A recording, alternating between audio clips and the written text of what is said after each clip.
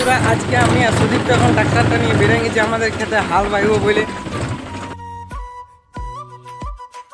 আমাদেরকে দেখাবো মহেন্দ্রার পাওয়ার এবং আমাদের সুদীপ বাবুর হাল বাঁয়ে বাঁয়ে তার এক্সপিরিয়েন্স কতটা হয়েছে। তো আমরা পৌঁছে গেলি ক্ষেত, তো ক্ষেত পৌঁছে নিয়ে দেখলাম যে আমাদের কেজুয়ালগুলো নাটগুলো হয়ে গেছে লুজ, তাই প্রথমে আমরা টাইট করে নিই, কারণ না টাইট করলে না কেজুয়ালগুলো খসে যাওয়ার চান্স আছে, যার ফলে আমাদের ট্রাক্টর ফাঁসে যাওয়ার চান্স আছে।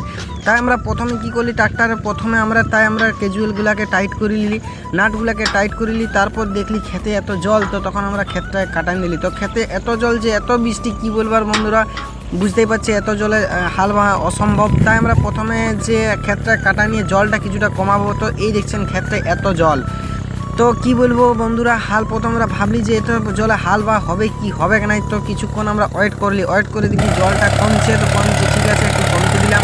তারপর চলে এলো সুদীপ খেতে ট্রাক্টরটা নিয়ে। তো গাইছে আমরা এবার দেখুন যে মহেন্দ্রার কতটা পাওয়ার,